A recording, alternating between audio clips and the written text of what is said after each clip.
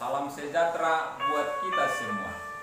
Selamat berjumpa dalam ulasan Perikop bersama saya Juler Manalu dari Stasi Santo Paulus Martoba, Paroki Santo Yosef, Jalan Kain Batik, Pematang Siantar. Akan memberi ulasan Perikop Injil Matius bab 1 ayat 18 sampai dengan ayat 20.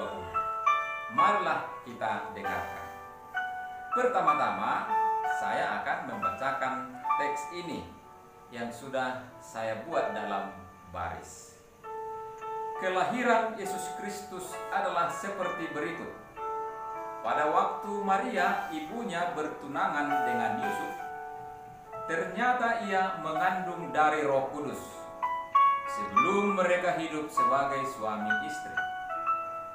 Karena Yusuf suaminya seorang yang tulus hati dan tidak mau mencemarkan nama istrinya di muka umum, ia bermaksud menceraikannya dengan diam-diam. Tetapi ketika ia mempertimbangkan maksud itu, malaikat Tuhan nampak kepadanya dalam mimpi dan berkata, "Yusuf, anak Daud, janganlah engkau takut mengambil Maria sebagai istrimu, sebab anak yang di dalam kandungannya adalah dari Roh Kudus. Ia akan melahirkan anak laki-laki dan engkau akan menamakan dia Yesus, karena dialah yang akan menyelamatkan umatnya dari dosa mereka." Hal itu terjadi supaya genaplah yang difirmankan Tuhan oleh Nabi. Sesungguhnya anak darah itu akan mengandung dan melahirkan seorang anak laki-laki, dan mereka akan menamakan dia Immanuel, yang berarti Allah menyertai kita. Sesudah bangun dari tidurnya, Yusuf berbuat seperti yang diperintahkan malaikat Tuhan itu kepadanya. Ia mengambil Maria sebagai istrinya, tetapi tidak bersetubuh dengan dia sampai ia melahirkan anaknya laki-laki, dan Yusuf menamakan dia Yesus. Saudara-saudari yang terkasih, Injil Matius dibuka dengan daftar nenek moyang Yesus untuk menjelaskan bahwa Yesus berasal dari keluarga Raja Daud. Sesudah itu dilanjutkan dengan kisah kelahiran Yesus dan masa kanak-kanak Yesus. Untuk membantu memahami perikop ini, saya akan memakai metode amati, pahami, dan aktualkan. Untuk membantu mengerti ulasan ini, saya akan membagi perikop ini dalam beberapa alinea. Alinea pertama ayat 18a merupakan judul, yaitu kelahiran Yesus Kristus. Alinea kedua 18b, Maria tunangan Yusuf mengandung dari Roh Kudus. Alinea ketiga ayat 19, Yusuf berencana menceraikan Maria dengan diam-diam. Alinea keempat ayat 20 sampai dengan ayat 21, malaikat Tuhan memberi pesan kepada Yusuf agar jangan takut mengambil Maria sebagai istri, karena anak yang di dalam kandungan Maria adalah dari Roh Kudus.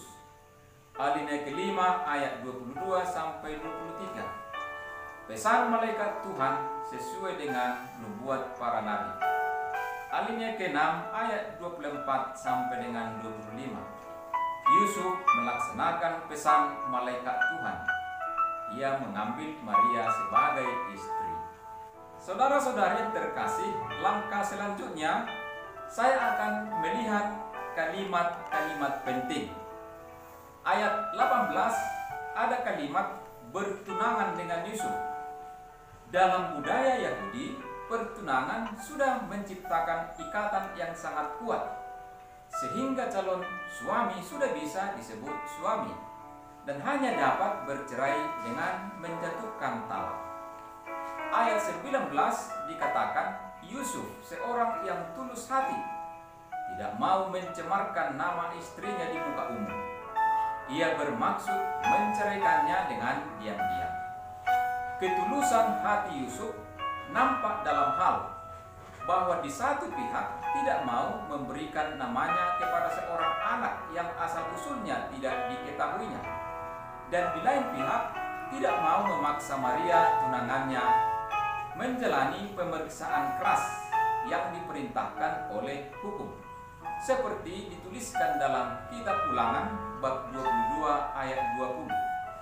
Tetapi jika tuduhan itu benar dan tidak didapati tanda-tanda keperawanan pada si gadis, maka haruslah gadis itu dibawa keluar depan pintu rumah ayahnya, dan orang-orang sekotanya haruslah melempari dia dengan batu sehingga mati. Ayat 20 mempertimbangkan, artinya tidak gegabah dalam mengambil keputusan, dapat menentukan yang terbaik. Ayat 20, malaikat Tuhan dalam nas kitab suci yang paling tua, Kejadian bab 16 ayat 7, malaikat Tuhan tidak lain kecuali Yahweh sendiri. Tetapi perkembangannya ajaran malaikat, maka malaikat Yahweh lama-kelamaan dibedakan dengan Yahweh sendiri.